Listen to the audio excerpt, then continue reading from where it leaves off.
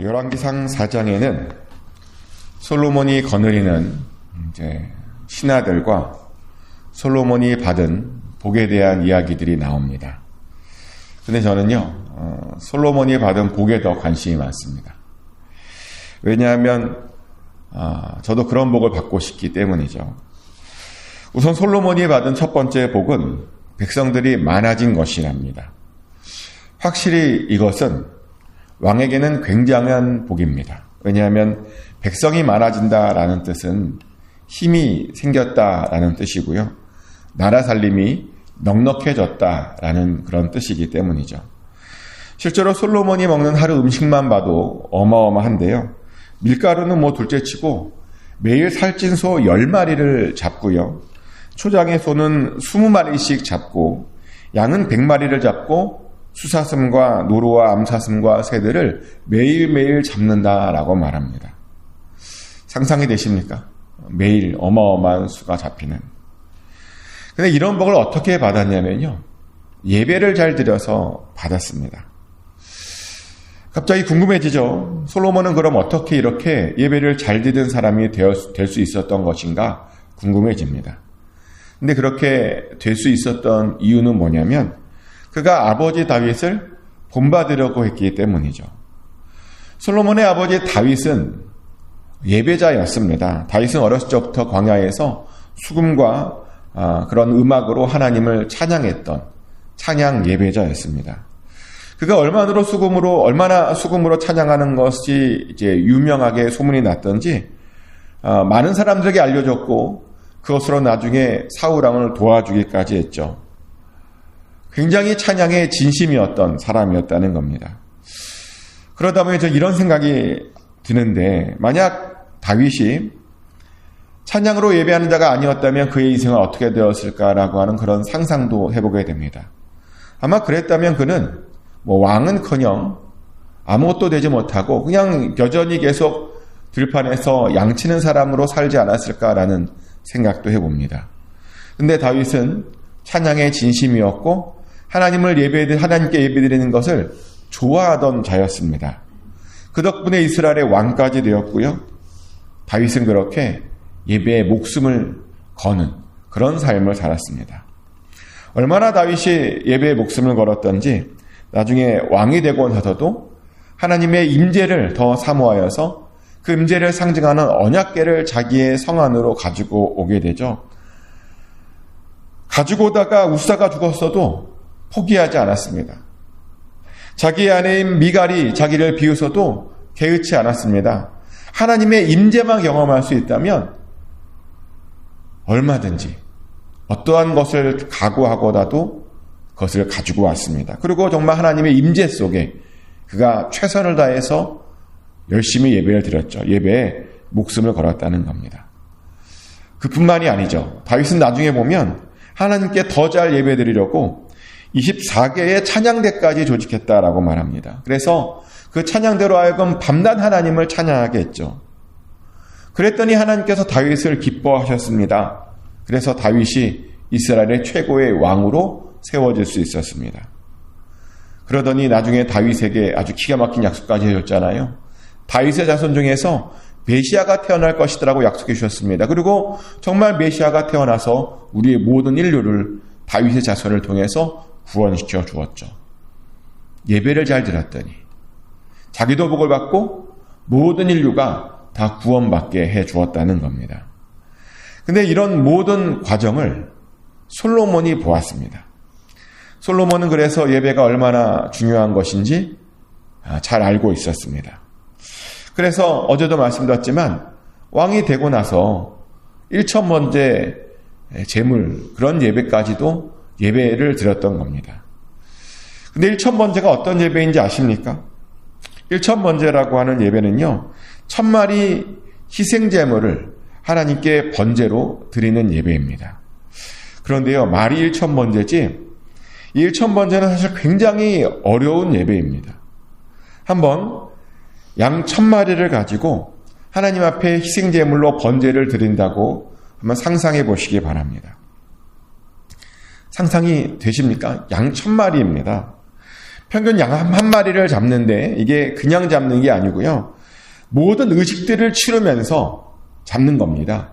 목을 따고 피를 뿌리고 그것을 다 가죽을 벗겨서 올려드리고 모든 격식을 갖춰서 잡다 보니 보통 아무리 빨라도 뭐 그냥 대충 양 한 마리를 잡아서 드리는데 뭐 30분 정도 걸린다고 치면 1000마리를 드렸을 때 500시간이 넘게 필요한 겁니다.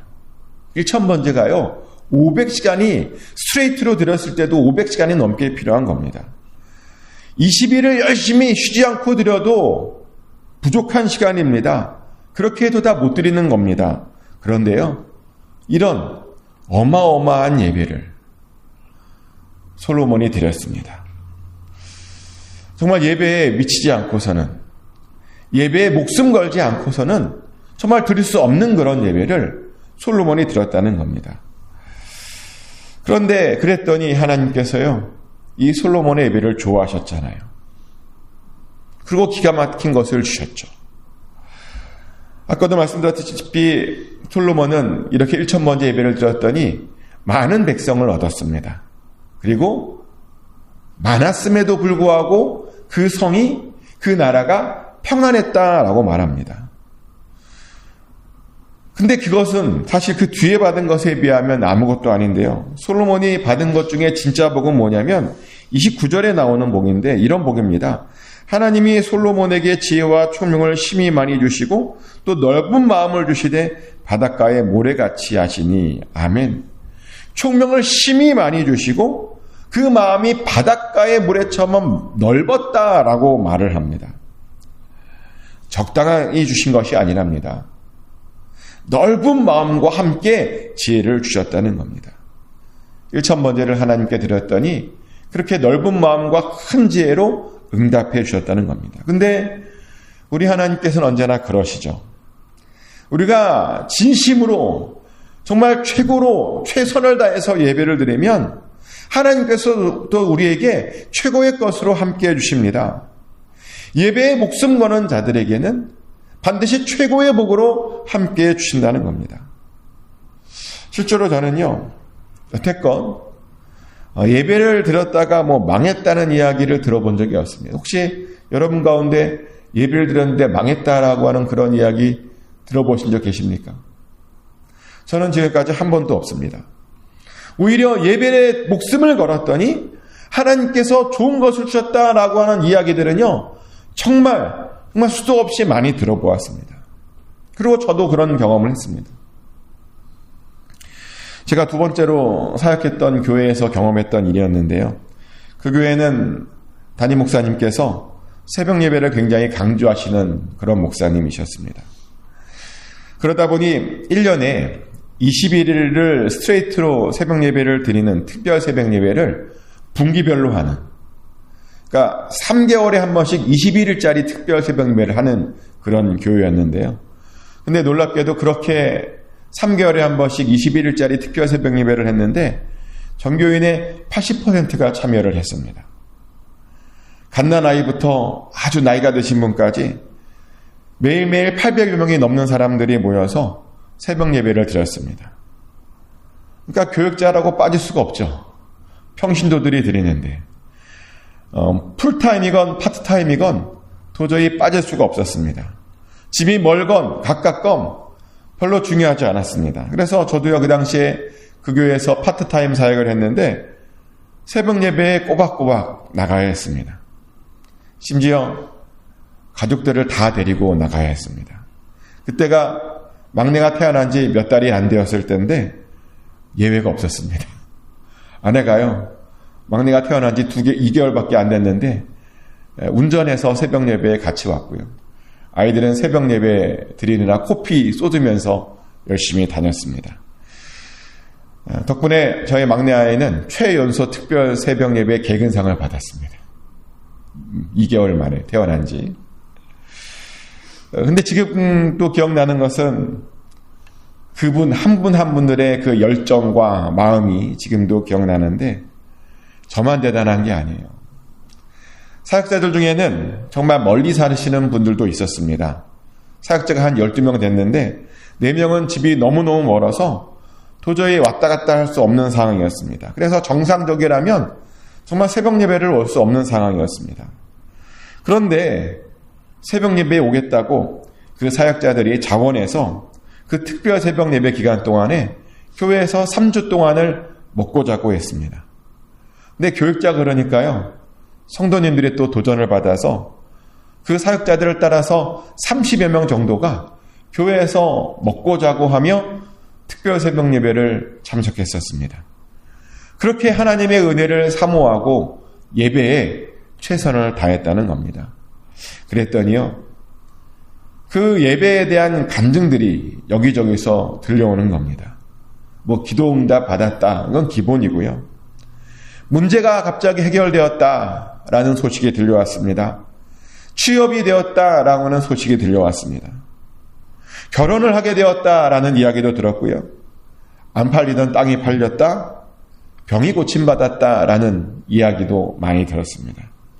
다 같이 모여서 하나님께 최고의 예배를 올려드렸더니, 진심으로 예배를 올려드렸더니 정말 놀라운 일들이, 기적이 많이 일어났다는 겁니다.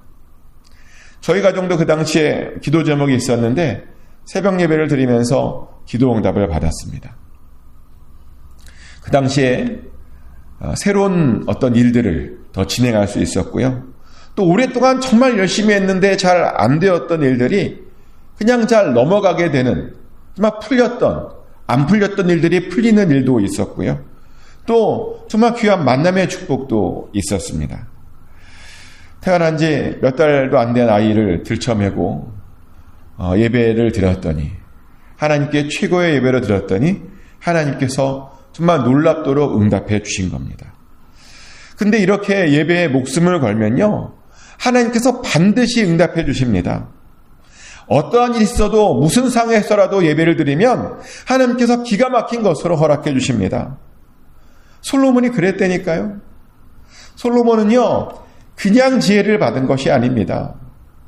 당대에 최고의 지혜를 받았고요. 유사 이래로 가장 큰 지혜를 받았습니다. 그게 30절, 31절에 그런 말이 나오죠. 30절, 31절을 보면요, 솔로몬의 지혜가 동쪽 모든 사람의 지혜와 애굽의 모든 지혜보다 뛰어난지라. 그는 모든 사람보다 지혜로워서 예스라 사람 에단과 마올의 아들 헤만과 갈골과 다르다보다 나음으로 그의 이름이 사방 모든 나라에 들렸더라. 아멘. 하나님께서 솔로몬에게 그냥 단순한 지혜를 준 것이 아닙니다. 동쪽 지혜로운 사람들의 모든 지혜보다 뛰어난 지혜를 주셨고요. 애굽의 모든 지혜보다 더 좋은 지혜를 주셨고요. 지혜롭다고 소문난 에스라 사람 에단과 마올의 아들 헤만과 갈골과 다르다보다 더 뛰어난 지혜를 주셨다라고 말을 합니다. 보통 지혜가 아니라는 겁니다. 그리고 그런 지혜를 받았더니 무려 잠언 3,000가지를 말했고요. 노래는 1,005편을 지었고요. 식물에 관한 백과사전도 지었고 동물에 관한 백과사전도 지었답니다. 그뿐만이 아니고요. 사람들이 그 솔로몬의 지혜를 한번 들어보려고 정말 여기저기서 찾아왔답니다. 세상의 모든 왕들이 신하들을 보내서 솔로몬의 지혜를 듣게 했다는 겁니다. 근데 어떻게 그런 일이 있었냐? 솔로몬이요, 예배의 진심이었기 때문입니다. 목숨을 걸고 예배를 드렸기 때문입니다. 그랬더니 하나님께서 그에 걸맞는, 그의 진심에 걸맞는, 그의 정성에 걸맞는 그런 복으로 함께해 주셨던 겁니다.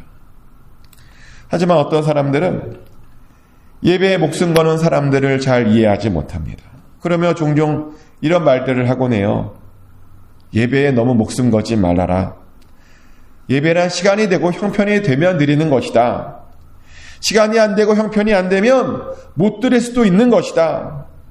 너무 지나치게 예배에 참석하지 않아도 된다라고 말을 합니다. 근데 그런 말은요, 사실은 사탄의 말입니다. 사탄은 우리로 하여금 대충 예배를 드리게 하려고 우리를 미혹하고 유혹을 합니다. 그래서 우리로 하여금 대충 예배 드리게 합니다. 그런데요, 절대로 우리는 예배만큼은 대충 드려서는 안 됩니다. 예배는 최선을 다해서, 모든 정성을 다해서 드려야 하는 겁니다. 사실 우리는 우리 주변 사람들에게 이런 말을 들어야 합니다. 어떤 말을 들어야 되냐면 너 너무 예배에 너무 목숨 거는 것 같아. 너 너무 지나치게 예배를 드리는 것 같아. 라는 말을 들어야 됩니다. 그런 말을 들고 있으면 현재 아주 잘 살고 있는 겁니다. 저도 그런 말을 참 많이 듣습니다. 목사님들이 종종 저한테 그래요. 목사님, 예배를 너무 열심히 준비하는 것 아니냐고. 아니, 예배를 열심히 준비하는 거 아닌가요? 저는 왜 저한테 그런 말을 하는지 모르겠어요. 설교도 대충 준비하래요. 너무 열심히 준비하지 말래요. 제가 그 말을 듣고요, 이런 생각을 했어요, 속으로. 야, 내가 잘 준비하고 있나 보다. 예배 잘 드리고 있나 보다. 그런 말까지 듣다니. 근데 정말 그래요. 다른 사람들 눈에 우리가 정말 열심히 예배드리는 모습이 보여진다면 우리가 현재 정말 잘 살고 있는 겁니다. 다른 사람들 눈에 우리의 지나친 열심이 보인다면, 정말 열심히 특심으로 보인다면 하나님을 현재 기쁘시게 하고 있는 것입니다. 그리고 앞으로 계속 그렇게 잘 사시면 됩니다. 그러면 하나님의 복이 언제나 우리의 가운데 따라가게 될 것이라는 겁니다. 정말 그래요. 예배를 열심히 드려서 망한 사람이 없습니다. 예배를 드리면, 그것도 열심히 드리면 하나님의 복을 받게 됩니다. 축복하는 것은 꼭 다윗처럼 또 솔로몬처럼 예배에 목숨 거시길 축복합니다. 그래서 하나님으로부터 가장 좋은 것을 받아 항상 누리시는 저와 여러분 되시기를 예수 그리스도의 이름으로 축복합니다. 기도하겠습니다. 하나님, 오늘 솔로몬이 예배를 잘 드려서 어떤 복을 받았는지 같이 나누었습니다. 우리도 예배에 진심이기를 원합니다. 최선을 다해서 예배를 드릴 수 있기를 원합니다. 그렇게 하나님을 기쁘시게 하고 하나님께 영광 돌리기를 원합니다. 아버지, 신령과 진정으로 예배드리기를 원하오니 우리가 가지고 있는 가장 좋은 것으로 예배드리기를 원하오니 다른 사람들에게 너무 예배에 열심이다라는 말을 들으면서도 예배를 드리기를 원하오니 아버지, 우리의 마음과 우리의 환경을 허락하여 주시고 우리의 중심을 허락하여 주시고 그래서 하나님께 더욱더 집중하게 하여 주시옵소서. 그래서 예배를 잘 드려서 하나님으로부터 놀라운 복을 받아 누리는 우리 모두가 되게 하여 주시옵소서. 반드시 우리의 삶을 그렇게 인도하여 주실 줄 믿습니다. 오늘 하루도 우리와 동행하여 주시고 우리의 삶의 문제를 해결하여 주시며 모든 질병들을 고쳐 주시옵소서. 아버지, 우리의 자녀들에게도 복 내려주셔서 우리의 자녀들이 어디에서든 형통한 삶을 살게 하여 주시옵소서. 아버지, 승리하게 하여 주시고 믿음의 아버지 본을 보여주는 우리의 자녀들, 자손들 다 되게 하여 주시옵소서. 아버지께 맡겨드립니다. 살아계신 예수 그리스도 이름으로 기도드렸습니다. 아멘. 주기도문으로 하나님께 올려드립니다. 하늘에 계신 우리 아버지, 아버지의 이름을 거룩하게 하시며 아버지의 나라가 오게 하시며 아버지의 뜻이 하늘에서와 같이 땅에서도 이루어지게 하소서. 오늘 우리에게 일용할 양식을 주시고 우리가 우리에게 잘못한 사람을 용서해 준 것 같이 우리 죄를 용서해 주시고 우리를 시험에 빠지지 않게 하시고 악에서 구하소서. 나라와 권능과 영광이 영원히 아버지의 것입니다. 아멘.